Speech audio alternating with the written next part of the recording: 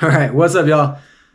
Did a video not too long ago over the Orvis ultralight wet wading boots, and I wanted to go ahead and walk through another video and go through some other footwear that I've tried out. But first, I apologize for the mess. I've been fishing nonstop and just hadn't had a chance to clean up. I started fishing probably in November, 4 or 5 days a week camping, doing a lot of trout, tailwater trips, things like that in Arkansas.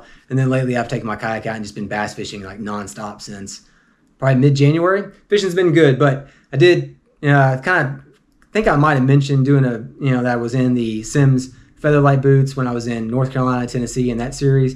And I might have mentioned I was going to do a review. So it's been on my mind, so I just want to go ahead and walk through that. So these are Simms, kind of their competitions for, alternative for the Orvis ultralight wet wading boots, if you will. I mentioned in that last video with the Orvis boots that I like a true like hiking style boot, something with a little bit aggressive traction, something with a little bit better ankle support. But many of you reached out to me and said I should give these a try, that y'all were really happy with them. So that's what I did. And I'll be honest with you, I didn't have a lot of time in these.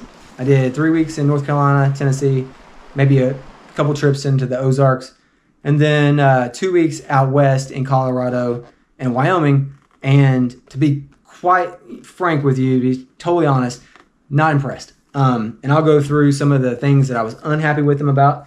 But let me just start off with some of the things they did well. Grip is pretty okay. I'm definitely slipping and falling. I'll probably put some spikes in them. I do love the laces are super good. Like they're slick. They cinch up really easy. They don't bite down inside the holders here. I'm wearing 2 pair of socks and I have a liner underneath that.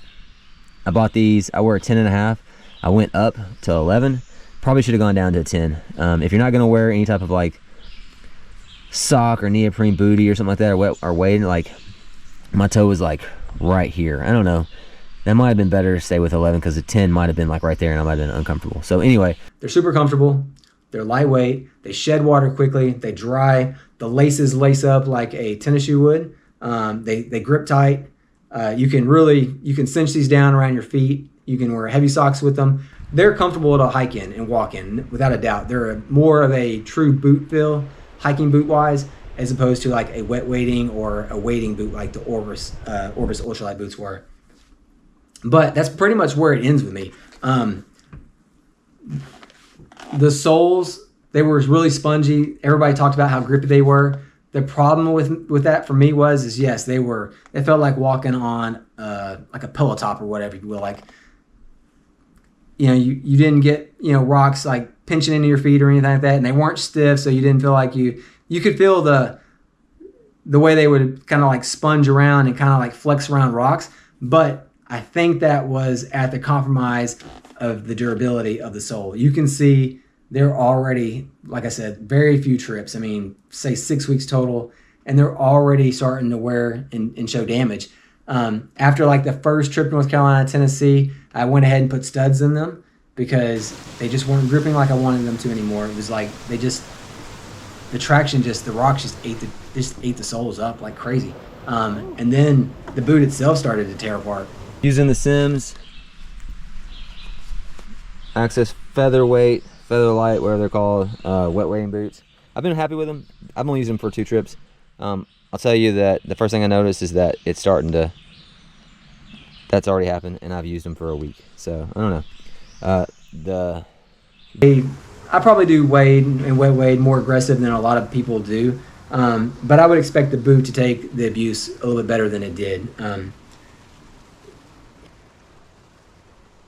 In-stream traction was okay with the studs. It was a little bit better, but out of stream along grass or hiking along rocks, uneven surfaces, it just doesn't have the tread to really give you that type of support. This is definitely more of a you drive up to a stream, you park, you hike 100 yards, and you wade in a nice cobblestone area. This isn't a boot that I'd want to take out west where you're gonna hike 5, maybe 4 or 5, 6 miles in, and then do some aggressive hiking over rocks and whatnot. Like I took these with me, I camped in them.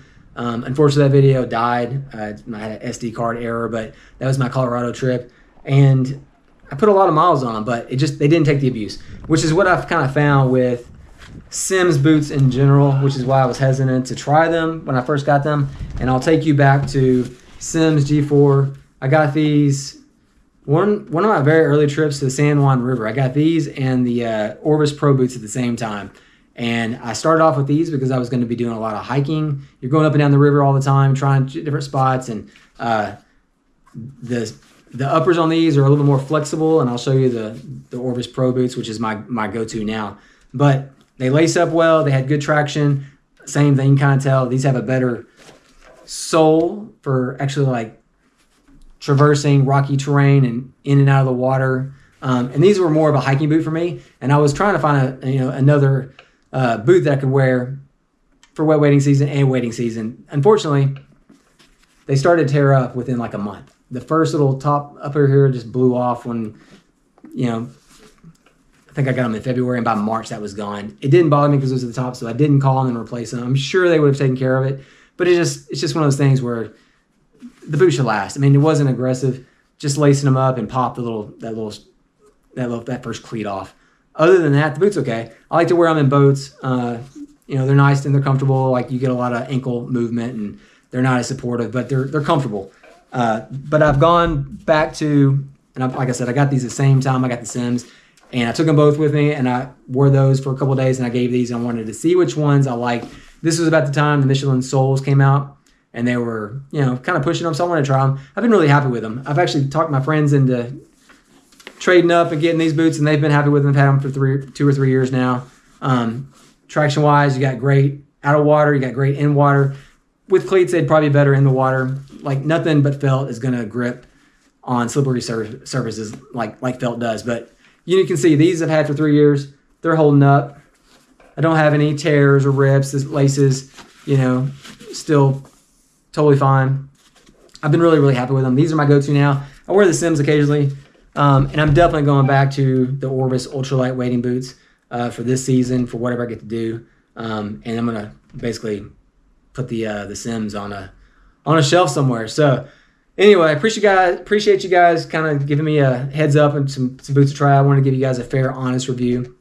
This video is not sponsored by anybody, just my experience with them. Like I said, I know they work for some people. I'm not trying to talk you out of getting them. Just want you to have a fair understanding that the soles, these are more of a light hiking boot. I would definitely be hesitant to recommend these for any type of like serious aggressive hiking.